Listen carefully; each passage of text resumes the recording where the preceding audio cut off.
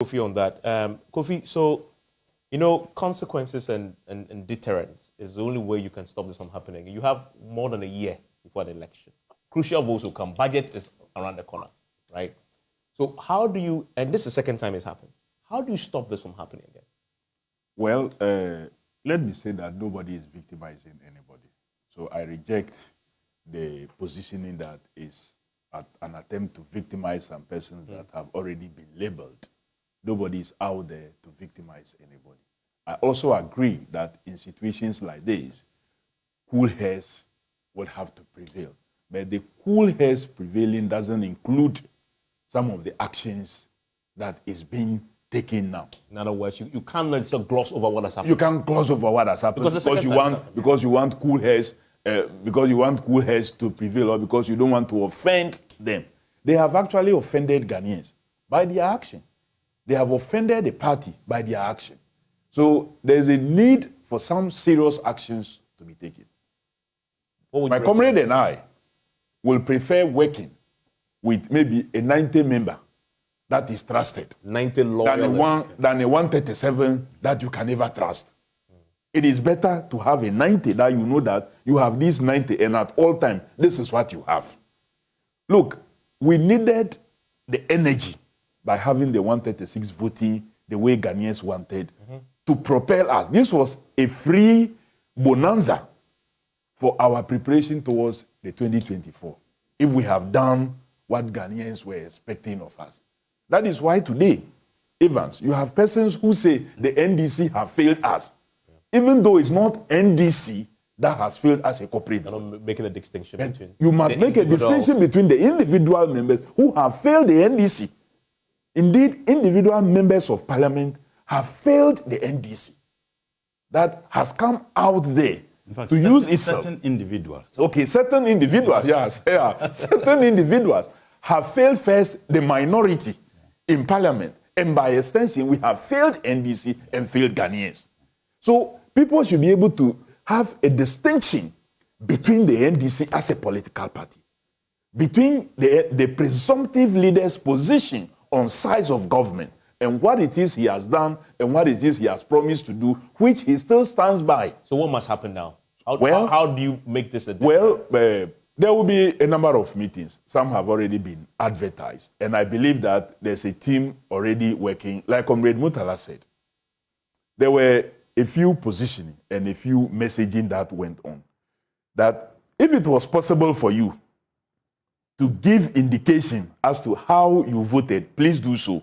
And because of where the ballot box was, after the ticking, you still will have to go and drop the ballot box. Originally, the ballot box was placed at the dispatch table.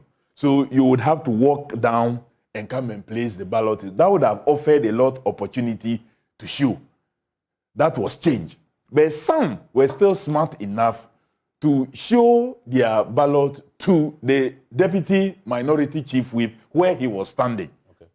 Some did. Some showed, but didn't capture. But didn't capture. Okay. Some showed and but they didn't capture. Okay. Some were lucky, like maybe they called you and the next person coming to vote was also NDC. We have some members like of parliament. Like what confesses. So somebody, he met somebody and says, he met somebody. I wish I had done so. So when the person finished, he shows it to the one following.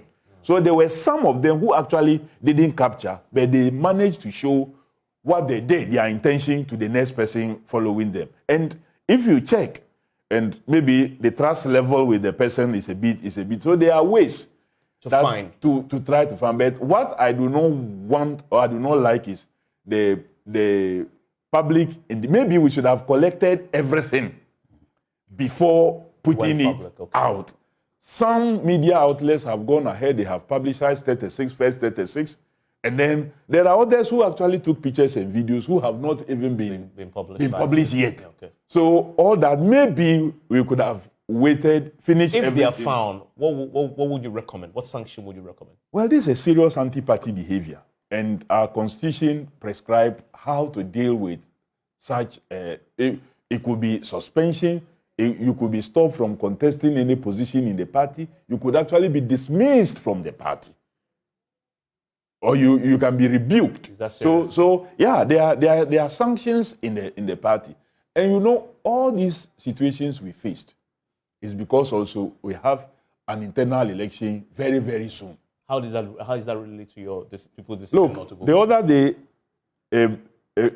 a colleague who is being contested by a former colleague granted an interview on a radio station and put a blanket statement that they should watch any sitting MP who attempt to spend some money in the primaries. Means that the person has been compromised, so they should vote against the person. Meanwhile, in this very constituency, in the last primaries, this sitting MP had accused this current MP of spending more money than him. So if the person could spend more money than you in 2019 when he wasn't MP, then if he's spending money today, you cannot accuse the person that it's because he's been influenced, assuming that this person didn't even take So it. this will be used. So against people it's in the being crowd. used even against people who took pictures and videos. They are not sparing anybody. That is what makes the matter even more serious for even those who voted according to the party's position but didn't take a picture. We have a primaries on the 13th of May. which is And it's being used seriously against persons.